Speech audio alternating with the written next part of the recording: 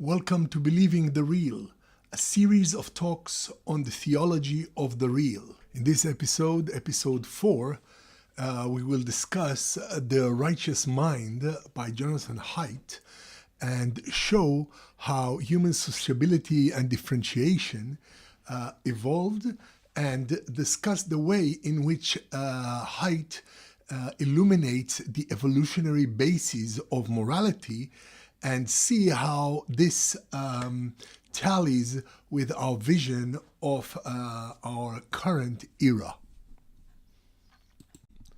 So, welcome to the fourth episode of Evotrust, Believing the Real. We've worked our way up the evolutionary ladder to man or humankind, and now we see that everything coalesces into something new that appears.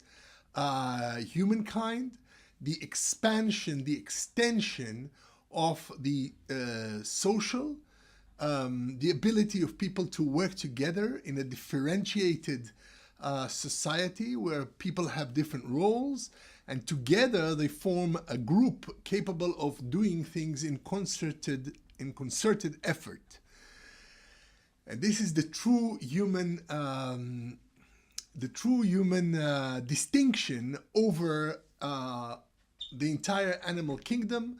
We saw that everything in the animal kingdom can be found in man, but this is the great innovation, and it is the first step towards what is actually happening now in our era, where we are actually breaking the mold of evolution in so many ways, and this has had cataclysmic effects for us as a society, both in regard to our ability to cooperate on a large scale under the aegis of great ideologies that drove us to the most amazing atrocities on the one hand, and on the other hand, as we see today, everything that we knew in the past is now breaking down. Gender identities are breaking down. The very basis of our biology, the genetic aspect, is completely becoming completely available to our manipulations. And of course, the social has expanded exponentially to become something that is very malleable on the one hand. On the other hand, seems amazingly difficult to change for the better. So we will see all the implications in subsequent episodes. But in this episode, I want to focus on the implications of human evolution, this new thing that appears in reality. And I will be using for this a very interesting book by Jonathan Haidt called The Righteous Mind, in which he describes human evolution in a great many ways, and he summarizes so much of the literature that I found him very conducive to our argument, because let us not forget that we are dealing here with the theology of the real. Everything we are going to see about evolution and the way that mankind has arisen from the world of inanimate, actually, from the Big Bang. Okay, let's say mankind has arisen from the Big Bang. Everything that happened to humankind, we would like to understand from a theological point of view. And as we spoke of before, our vision is one of progress and perfection. Evolutionary progress is just a template. It's a reflection of the inner workings of the world, as it were, in that it shows us there is a trend, there is a direction that cannot be explained by mere randomness. And in fact, randomness becomes part of our theology, because we see that God works in mysterious ways, and that mystery is forever beyond the veil of our perception, in that it is worked through randomality. So it's like the famous interference in physics, that you don't know if it's a particle or a wave, and it behaves both ways, and it's the observer ultimately that makes the distinction or influences the physical world. So we are the observers, but the physical world is also part of the observation or the observed. As we said, this is the divine. This is the aspect of the divine that is forever progressing and becoming more perfect. So we will now take a look at human evolution, a human innovative evolution, the great, amazing things that were suddenly thrust into the world in human evolution that had no precedence. And we will use that to corroborate or refute, or let's say we are going to look at our theory, our meta-theory of Evotrust, or the Evotrust overlay. We're going to look at that through evolution, and the opposite. We're going to look at evolution through our theological idea and see if we can actually make our theory and the facts resonate. For in fact, the thing here about this theology is that on the one hand, it tends to the ideal. Wait, where's my real and ideal? Here we are. So on the one hand, it tends to the ideal, as it were, setting up a theory about reality. On the other hand, it wants to look at the real to see what refutations may arise from it, and actually what corroborates our theory, which is the confirmation, the famous confirmation bias. So taking that bias into account and realizing that we are looking at evolution and seeing confirmation to our idea of divine evolution, and that this is a way of looking at what is happening without forcing reality to conform to our theory. So it's like a theory open to refutation, but we will see that it does coincide with the way that humans have developed. So I will use The Righteous Mind, a brilliant book, a fantastic book. I recommend it, warmly recommend it. This is really amazing reading. There's some very gruesome bits at the beginning. Let the readers beware. For me, it was really gruesome, where he tries to show various bases of morality, and he shows that disgust is something that the modern civilization, especially the West, finds it difficult to cope with and embed in law. In fact, he shows how morality, human morality, is something that has many dimensions, of which many have been stripped away in modernity. And it is ultimately modernity that we want to understand, the possibility of stripping away even the evolution of humanity. So in fact, the whole exercise here is to learn about evolution up to the point, human evolution up to the point of modernity, of our present age, where, excuse me, where we are undergoing a transition, and we are in fact becoming detached from our evolutionary past. And so it's like we are learning what we have to cope with as we sort of disconnect from our evolutionary past. And this will help us understand many of the great arguments the great conflicts that we have now between tradition and modernity, between Haidt speaks of conservatism and liberalism, and so on. In a way, it will, because we will be looking at the thrust of evolution, because we are thinking about progress and perfection, then we are going to ask questions. How is this progress?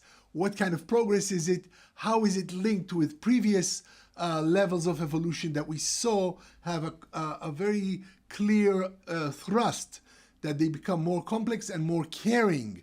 So this care is going to be part of our question about what's happening now, and we will use Haidt's fantastic descriptions to help us think about where we may be going now and understand the forces at play at this stage of human history, at this point of human history, where so much is at risk and so much is like in the air. We don't know where it's going to land. Everything is up there.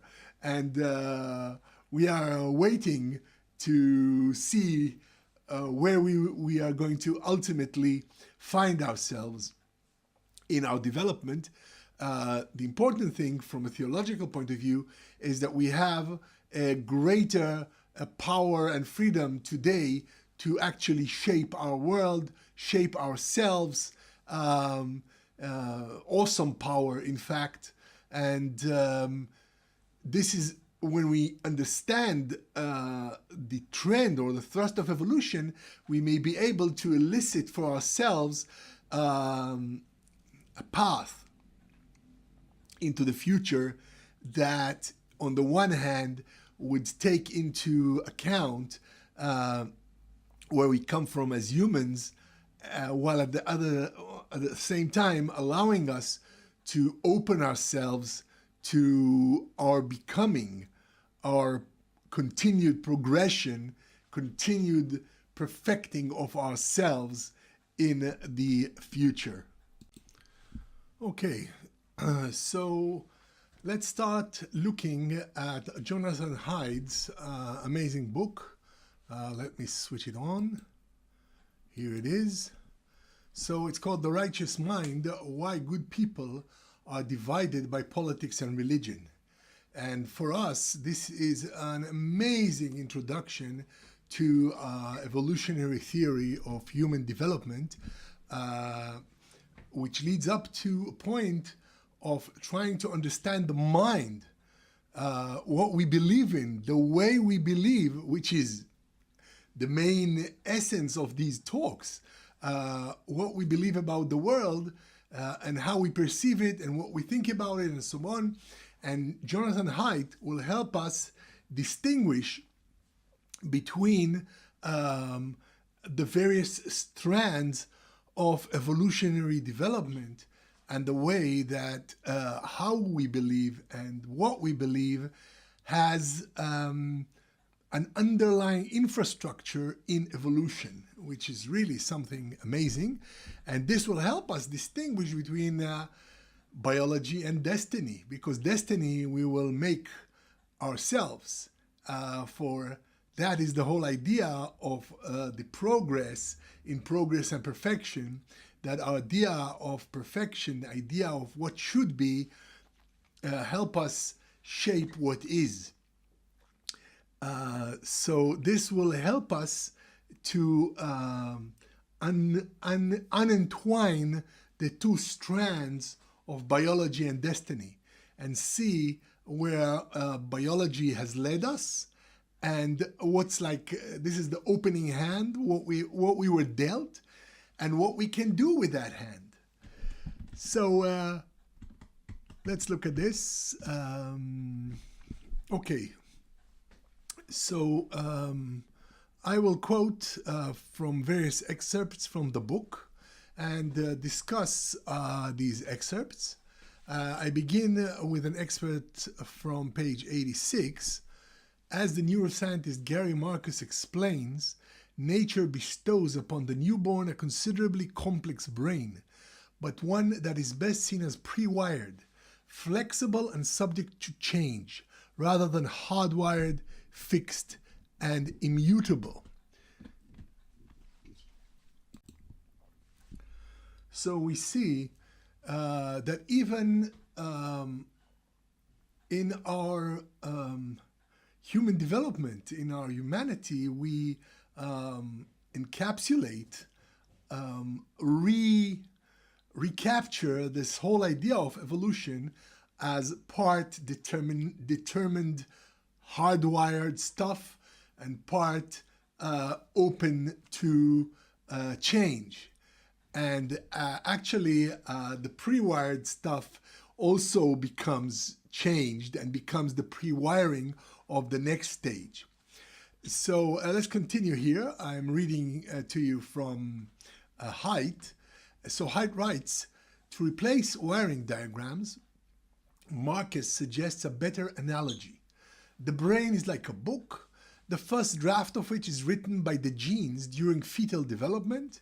No chapters are complete at birth, and some are just rough outlines waiting to be filled in during childhood. But not a single chapter, be it on sexuality, language, food preferences, morality, consists of blank pages on which a society can inscribe any conceivable sets of words. Marcus's analogy leads to the best definition of innateness I have ever seen. And here it is. Nature provides a first draft, which experience then revises. Built-in does not mean unmalleable, it means organized in advance of experience. So this is classic biology is not destiny. We have our biology, we have the first draft, the genes, our makeup, our emotional makeup, our psychological makeup, of which we will have a lot more to say later. But this is just, it's like the terms of the game. It's like the rules of the game. And the game is different each time. Each person creates a different personality, is a different personality. And the biological underpinnings do not serve but as the opening shots of the great drama of our lives. So, in fact, this we will see in all human societies, the tension between biology and destiny, as culture imposes its own ideas on the ideal side, on the theoretical side of what to believe about reality on reality. So just off the cuff, for example, a person has two incisors in the front of the mouth. So in Java, in Bali, they have this, how shall we call it, induction or a coming of age rite where they file those teeth down to indicate that the person is greater than his or her animal nature. So this is built into culture, this tension between morality, between what we'll call the moral fabric, and biology. So this is part of our biological makeup, this tension between biology and destiny, because biology only goes so far. So now I go back to Haidt. He says, the list of 5 moral foundations was my first attempt to specify how the righteous mind was organized in advance of experience. But moral foundations theory also tries to explain how that first draft gets revised during childhood to produce the diversity of moralities that we find across cultures and across the political spectrum. And this is really Haidt's amazing contribution to our knowledge. He finds the evolutionary basis of our moral development. And this provides a framework for understanding both classic traditional cultures, religions, the way human beings organize themselves within moral fabrics, and modernity as it strips away many of the moral foundations that have served humanity throughout. And Haidt points away how we can find a path that would be less jarring, maybe, less injurious for us as we move forward into this, I would like maybe brave new world, but that has so many negative connotations. It's such a cynical name, this brave new world. But indeed, we must be very brave as we go into our new world that is we are currently embedded in. So if we have a better picture of what the pre-wiring is, of what our predestination is, not predestination in the sense that everything is set in stone, like the Muslim maktub, that everything is written in advance, or predestination in the theological sense, but actually pre-wiring. And that pre-wiring is the way that reality affords us a place to grow. Because if we go back to our theological underpinning here, the whole idea is a place that will allow us the freedom to become more perfect, to develop. So this pre-wiring is only the ground floor for what we will be when we progress as human beings. And this pre-wiring can be pretty strong. If we take as an example eating. So let's turn off for a moment Haidt, because we're not talking about him now. So if we take, for example, eating. Eating, because as we saw, predation is the very beginning of life, is such a strong force. So people are pre-wired very strongly to eat.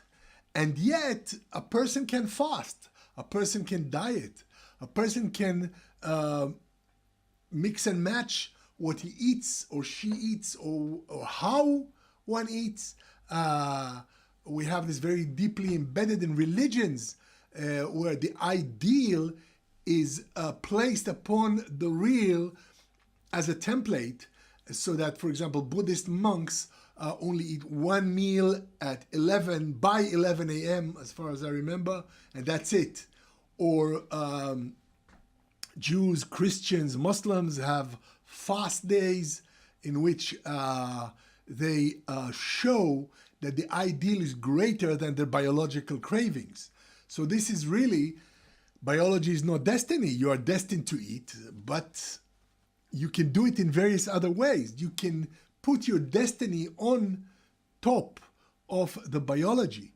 And we see how this can also be problematic. For example, in various situations of addictions, and we have OA, or Overeaters Anonymous, for example, where people who can't control their eating, have eating disorders, join together to create a joint ideal that will help them create a new template for the real.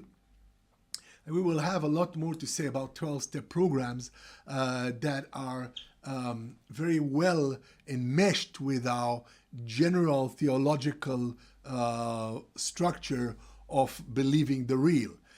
In any case, we see this also not just in eating, but also in sexuality. The sex drive is very strong, and yet many cultures, many civilizations, and certainly religions, part of being holy, part of being more close to the ideal, closer to the ideal, is overcoming one's sexual urges. So we see how the ideal overcomes the real. The evolution is there. The cravings are there. But what you do with them, how you live out your life, is subject to another level of decision. So this ability, this human ability not to equate biology and destiny is at the very core of modernity, and we will see how this coincides with our understanding of the real as it unfolds in our evolutionary knowledge, the way we understand our pre-wiring, as Haidt describes it. Okay, so let's go back to Haidt now. So going back to Haidt, he notices how different modern civilization is from everything that went in the past or outside of more modernized countries. And he has this bias, he calls it weird, as if the fact that this innovation is coming out makes it weird and abnormal, as it were. But it's true, it's an outlier, it is in a way abnormal, but this is becoming the new normality, because that's the direction of progress of humanity, the disengagement of biology from destiny. And Haidt will now illuminate for us how deep biology is, exactly what we're up against. And he will show how biology pre-wires morality in many ways, and how modernity unscrews or uncouples the pre-wiring of biology and destiny as regards morality. And what he points to here, he speaks about people from Western, educated, industrialized, rich, and democratic countries, forming the acronym WEIRD. Again, this is a bias because we could find some other way to describe this, focusing on human rights, on care for others, on gender equality, on freedom of expression, and so many other things, the rise of science, the rise of medicine, so many things. But he focuses on this because he is comparing our modern civilization with traditions, and showing how we are disengaging the biological, how we are going in a different direction. And it's very interesting to see, and this will be interesting to see the trend of this change. Because what about this weird thing? The weird, what he calls weird, he says they are least typical representative of people all over the world. And they have a more deeper sense of self. He wants to say, oh, we don't think in relationships, we are more individualistic and so on, and emphasizing the weirdness of it. But within the context of our theology of progression and perfection, we can see that this disengagement, this weirdness, as it were, makes room for human expansion and growth that may be more constrained in other cultures. Indeed, he writes that related to this difference in perception between people in Western civilization and traditional ones, that weird people think more analytically, detaching the focal object from the context and assigning into a category, then assuming that what's true about the category is true about the object.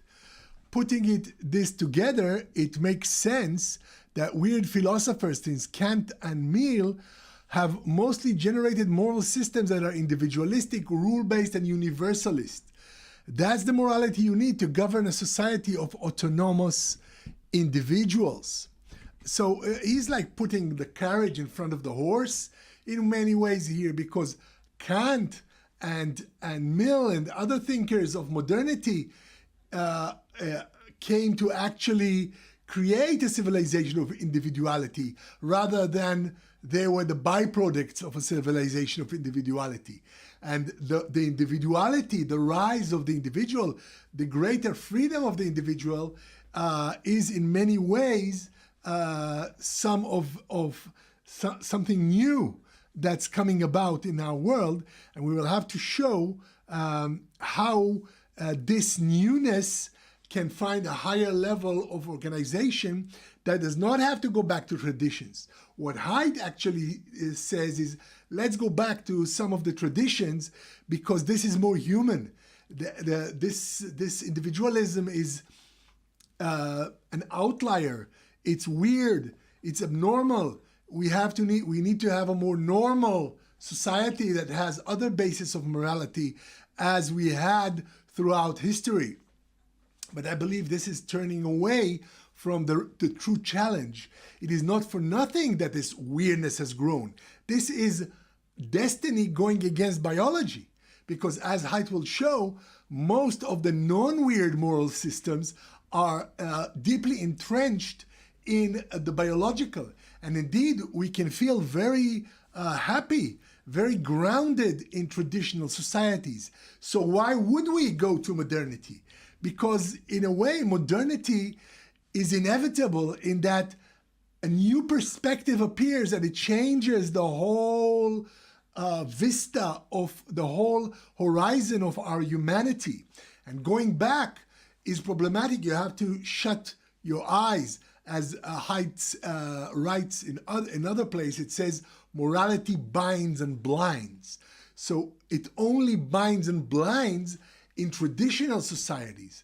In modern societies, the whole effect is to try and rip away the bindings and the blinders. It doesn't always work, and Haidt shows what we are up against, how even within modernity, our evolutionary tendencies to righteous thinking, to confirmation bias and other things that Haidt discusses at length, in fact, undermined the modernist position that gives rise to what he calls weird.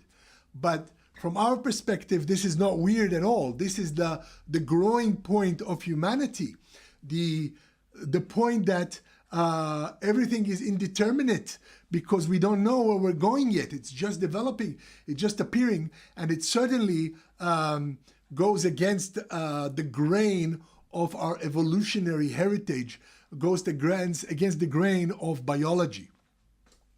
So, in fact, when Haidt compares modernity with previous or other civilizations, and he calls other civilizations holistic, you can see his bias here in thinking about tradition, because tradition does touch all the evolutionary basis. We grew as a civilization, as a human civilization, in traditions. So these traditions do resonate with our evolutionary heritage, but we are now at a growing edge where we part ways with our evolution in so many ways that I will go into in future talks. And so when we go away from it, something new must arise. But Haidt here, he actually has this dichotomy between weird, which is individualistic and problematic, and versus holistic thinkers. He calls traditional viewpoints holistic. So he says when we have that, we have more like the Analects of Confucius, a collection of aphorisms and anecdotes that can't be reduced to a single rule, a variety of relationship-specific duties and virtues, such as filial piety and the proper treatment of one's subordinate. Of course, if we go into Confucius with a modern mind, we will find him very constrictive, very binding, because he has these structures that of relationships that must be so and not otherwise. So much authority in it. It's not for nothing that the Gang of Four, the infamous Gang of Four in China, wanted to rip away Confucius, feeling his constricting hold on Chinese civilization, and they called it the Four Olds and the Four News, and they said, rip away the olds. Confucius is the old, the binding strictures of the old. Of course, as we will discuss at length, the Gang of Four, just like Stalinism or National Socialism, these movements gave rise to a different problem, and we have to look at that separately. But what's interesting here is to see that this dichotomy that Haidt creates between weird civilization and what he calls holistic, what he means is that the ancient traditions, the ancient cultures have a much wider moral basis, which we will discuss in a few minutes, and this basis is well grounded within evolution. And so it's like, this is the classic model of being human, of humanity, which modernity, of course, is now uprooting. So what he's saying here, let's read a little bit inside, that if you live in a non-weird society, I'm reading at this point here, in which people are more likely to see relationships, context, groups, and institutions, then you won't be so focused on protecting individuals. You'll have a more sociocentric morality, which means that you place the needs of groups and institutions first, often ahead of the needs of individuals. If you do that, then a morality based on concerns about harm and fairness won't be sufficient. You'll have additional concerns and you'll need additional virtues to bind people together. So, in fact, Haidt is offering up a return to the past, a return to traditions, and saying it's not enough to have modern morality. You need the group also has an important place, putting the needs of others before you, and he brings the classic Kennedy idea of ask not what your country can do for you, but what you can do for your country, which is a classic affiliation between the individual and wider society, where people are willing to die for their civilization and so on.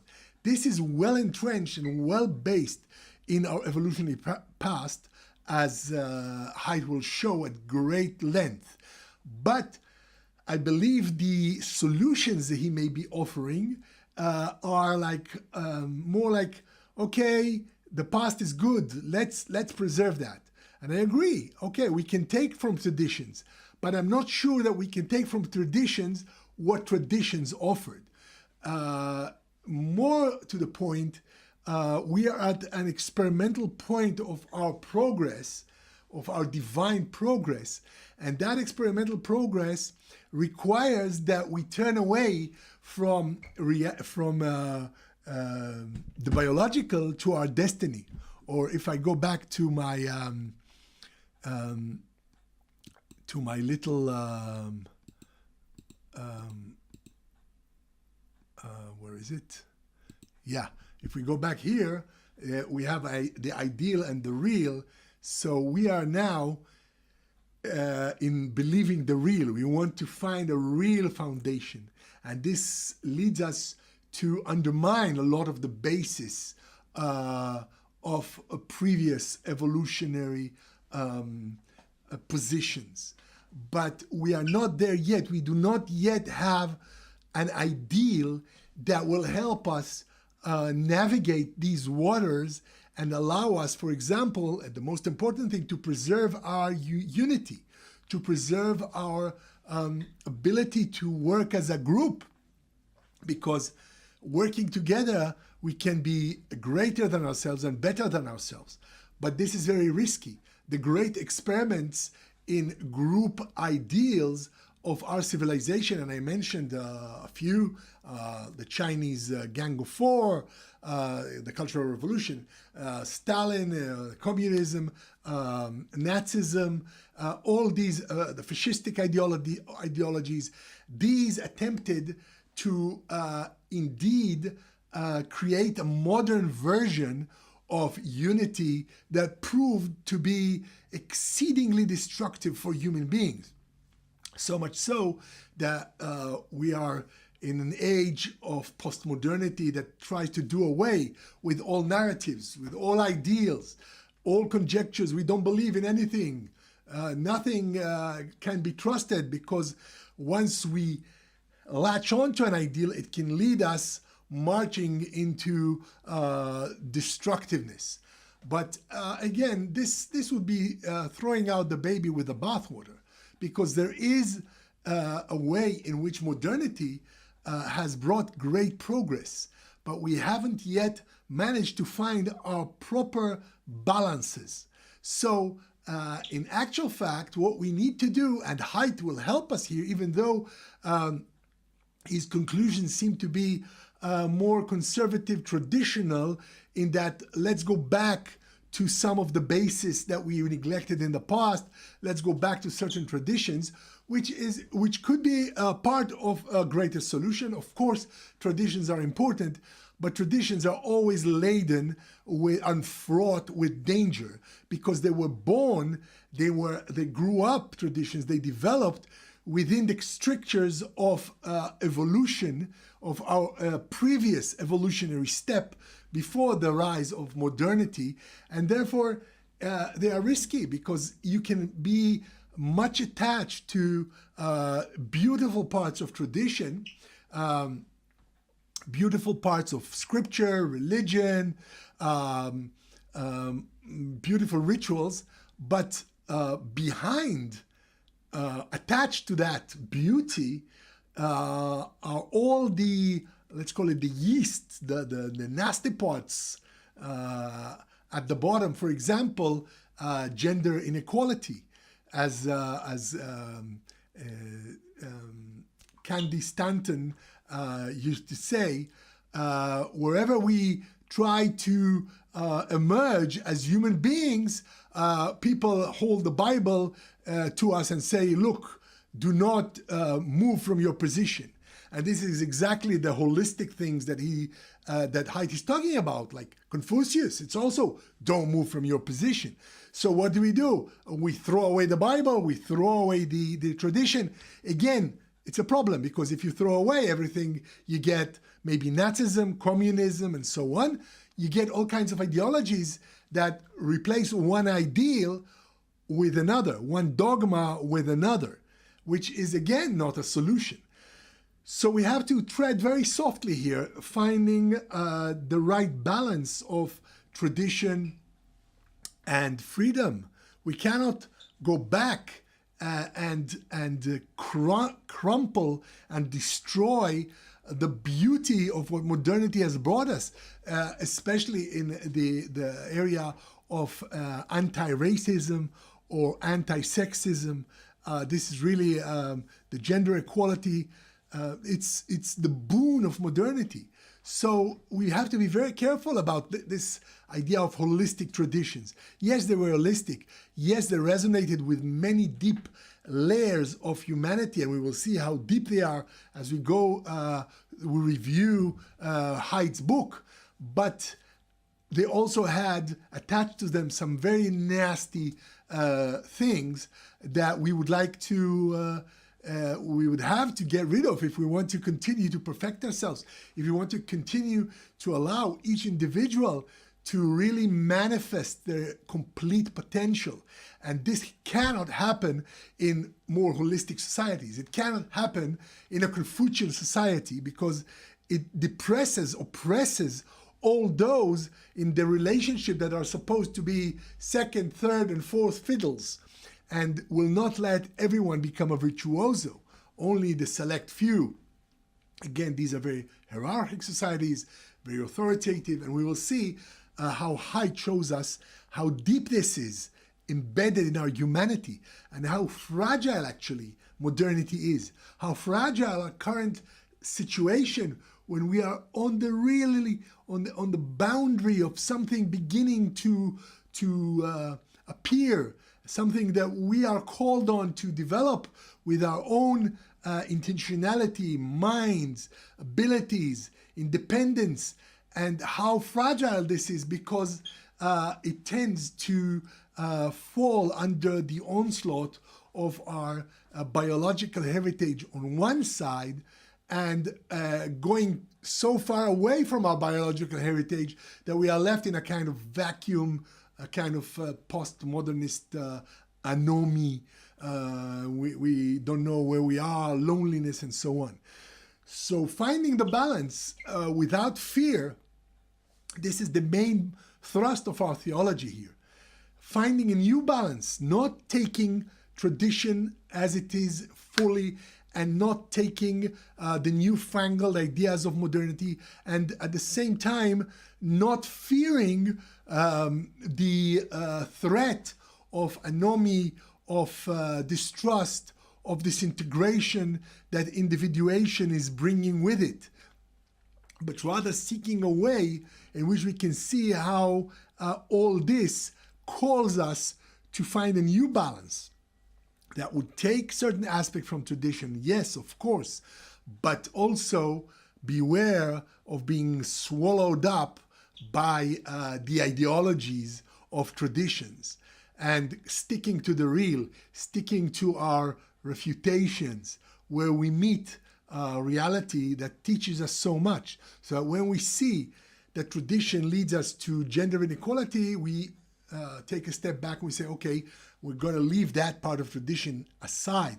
And when we see that postmodernity is taking us into a leap of loneliness and dysfunction, then we take a step back and we say, okay, so what kind of ideal can we develop that would allow the insights of postmodernity about the threat of great narratives, the threat of dogma, and at the same time will give us enough, sustain us enough as a group, as people binding together with mutual intention to stave away loneliness, to help us function as a society, to help us love our fellow man and work together with other people to make this a better world.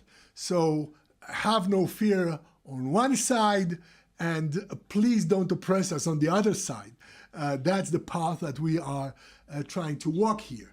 And so Haidt helps us in pointing out how deep the threat of tradition, as it were, because tradition is, as he wrote, holistically embedded within our biological heritage. And when we go against tradition, when we say, okay, modernity calls on us to do something else, to let our people go in the deeper sense of the world, of the word, understanding that people is both men and women, and both men and women were created in God's image and have the full human potential to do what they can, taking their starting position and making the most of it, then we cannot go back to a tradition that forces us to consider women as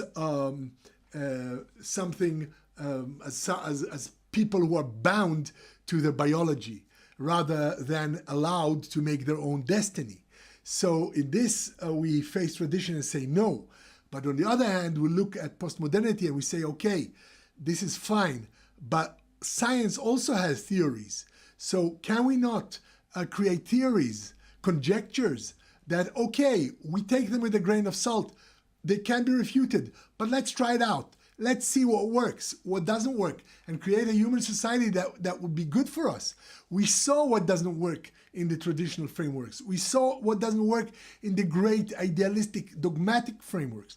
But can we create a new framework for humanity where we can both be free and work together?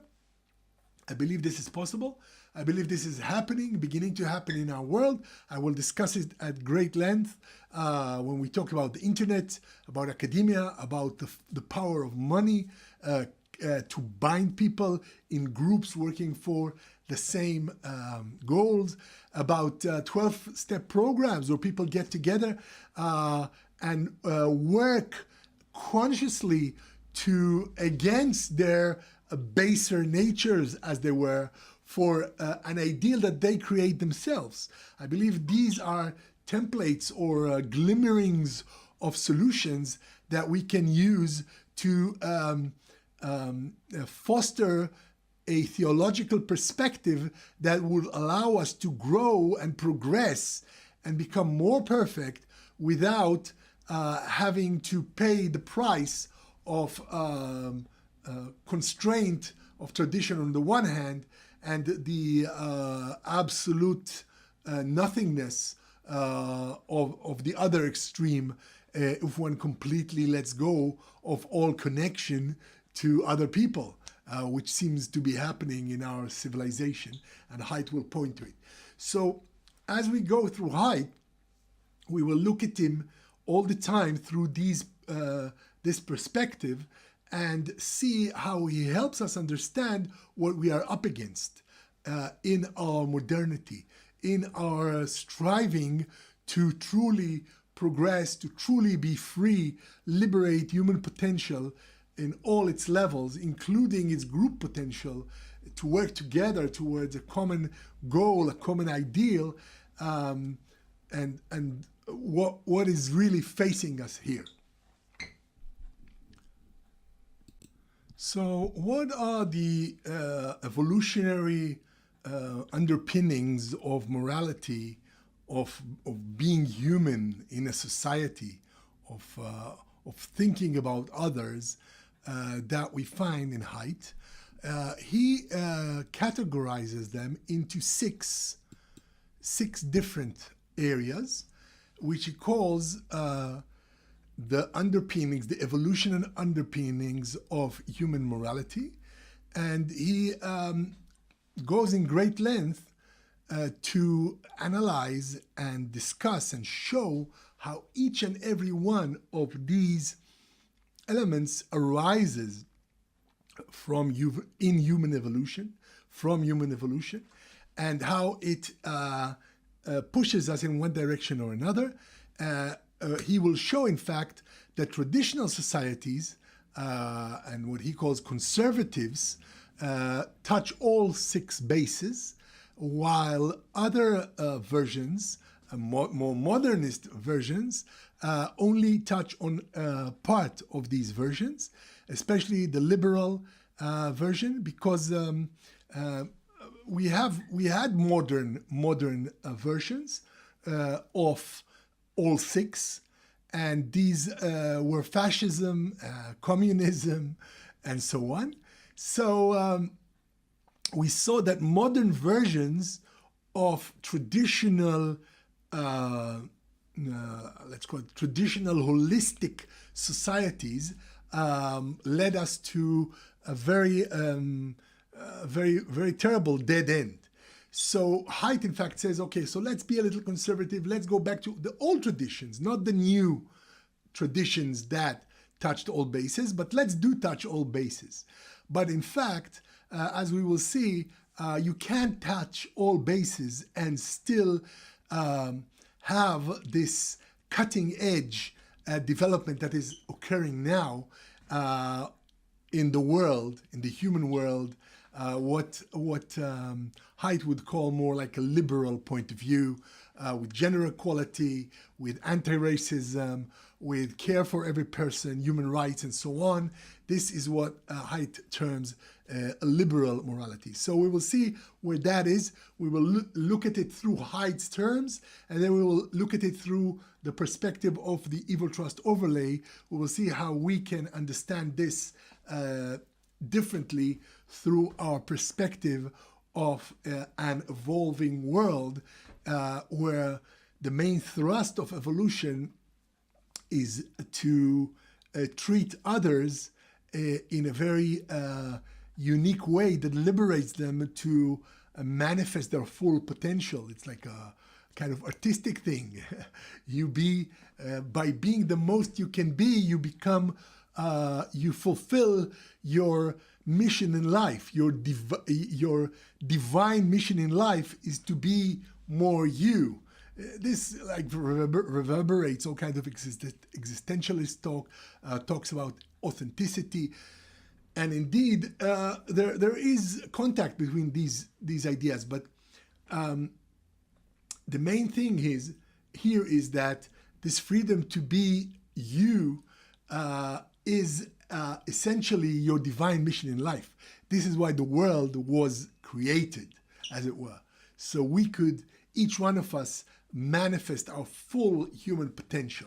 And there is, in the traditional moral bases, which are more aligned with our evolutionary background, a lot that blocks us and pulls us back from full realization of our current human potential, which goes far beyond what any prophet could even imagine in times of yore. So anyway, as I said, we will look at this with a double vision. We look at Haidt, and we look at what we can take from him, what we can learn from him about what faces us as moderns, as people who want to turn to the real, realizing that we have all kinds of theories about reality, but they can be refuted if we find a better way. And finding a better way without imprinting dogma, but always being open to experimentation, to seeing what works and what doesn't. And we are learning all the time about what works and what doesn't. Our whole civilization is full of this, and I will discuss this at greater length in the future talks. Anyway, so let's look now at Haidt's own classification. Let's see what he's saying. So, what are the bases? Haidt points out to 6 different bases of morality rooted in evolution. And for each of these bases, he will show how they developed in an evolutionary point of view, or from the evolutionary aspect, how they evolved within humanity. And then he will ask how much of these bases are part of the morality of various civilizations, of various views of society. And he will reach the conclusion, ultimately, that conservatism is the only way that touches all 6 bases, and that liberalism and other points of view that do not touch all 6 bases, in fact, as it were, detract from human happiness and do not reflect the full range of human morality. Of course, as I said, we will take a different view. We will say, okay, why do they not reflect the full range? Because the full range had some very big problems. But let's look at it now. So he has care versus harm, liberty versus oppression, fairness versus cheating, loyalty versus betrayal, authority versus subversion, and sanctity versus degradation. So if we take a modern secular point of view, then obviously some things here are fall more or less outside the pale of modernity. For example, sanctity degradation, which is really the focal thrust of all religions, or most religions, and you have it very, very strongly. For example, in Hinduism, the Brahmins, they are sacred, they have to keep themselves in purity. There are so many impure things that they cannot touch. Or in Judaism, purity and impurity are such strong and deep aspects of being moral, being pure, not touching impure things, not eating impure foods, not thinking impure thoughts, and so on and so on. And on the other hand, we have degradation, which is being impure, and so on. So according to this point of view, almost all of modernity is full of impurity, of degradation, and indeed as I discuss in other talks, there are whole streams of religion, of going back to religion, that stress this as the main aspect of modernity. Keep away from modernity because it destroys sanctity. So that's one basis. Another is authority and subversion. So who will say what is true? Who will determine the ideal that we all live by?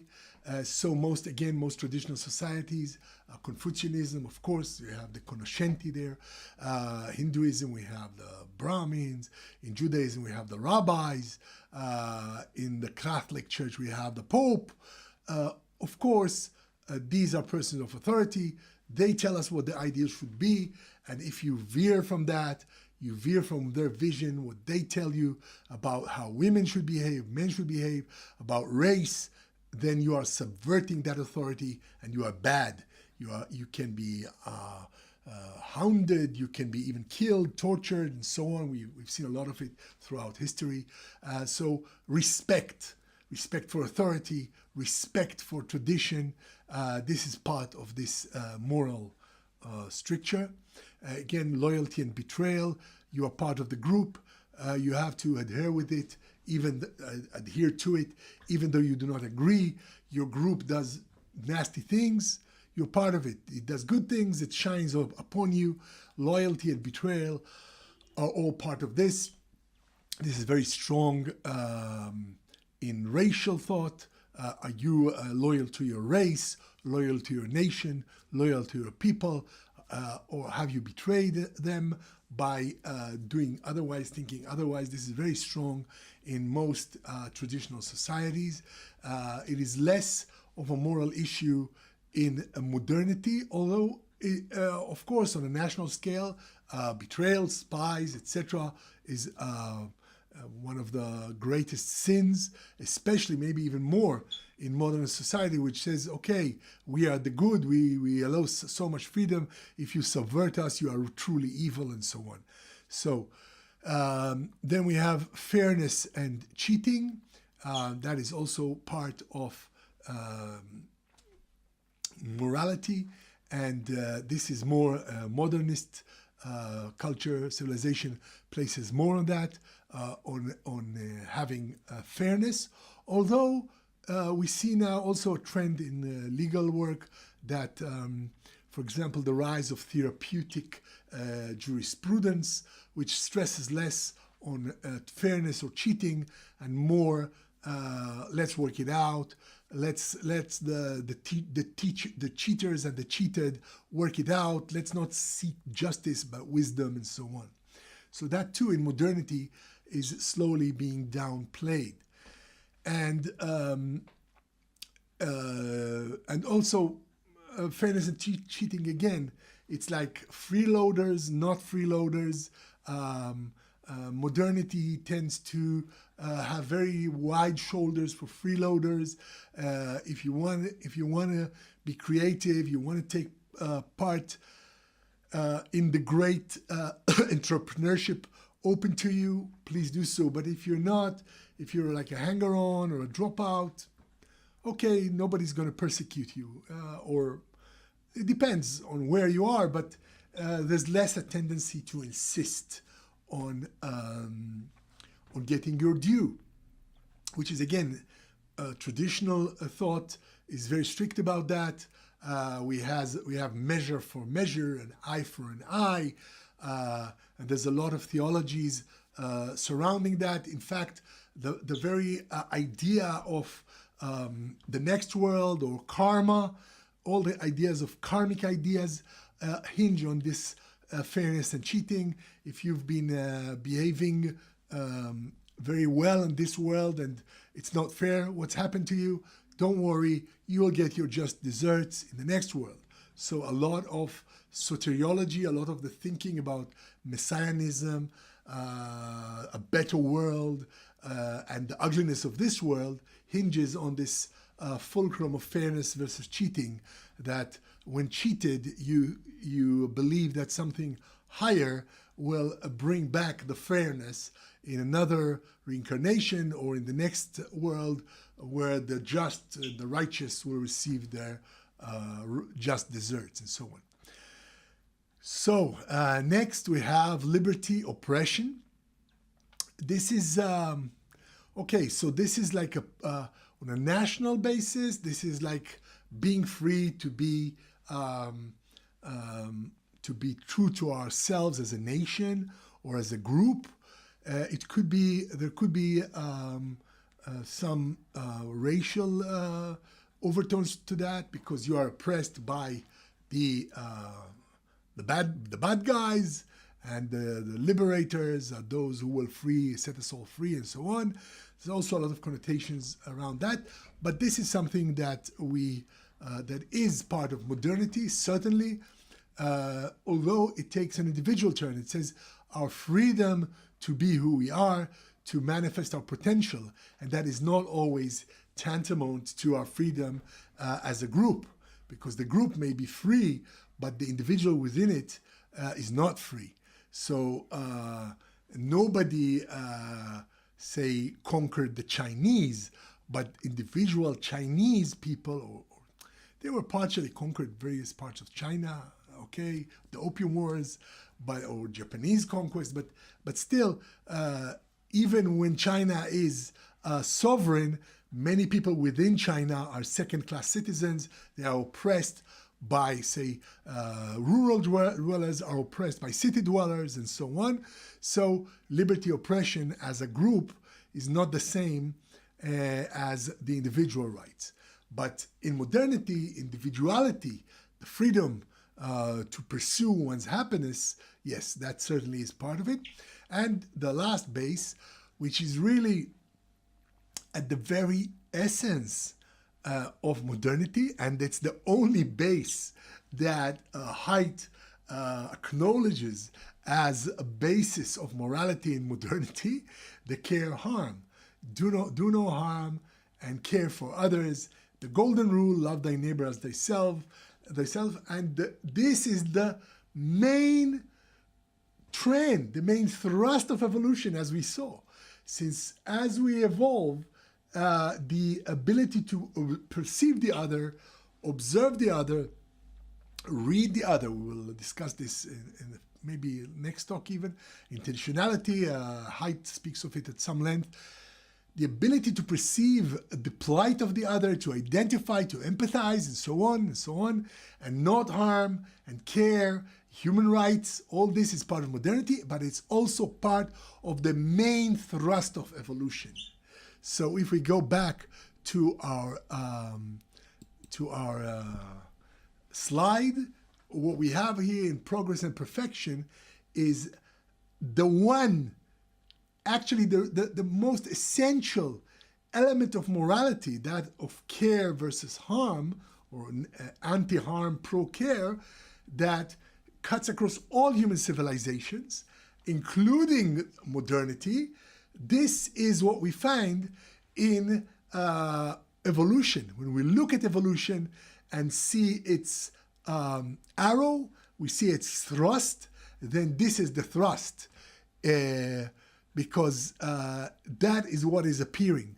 And this becomes even more poignant in our modernity, in our current era, where human potential can manifest itself in such full force that any oppression of the individual, any not caring for another, is in fact oppressing and destroying the very divinity, the very divine spark that is pushing each one of us to self-expression, to self-realization, to self-actualization, to realize our divine potential.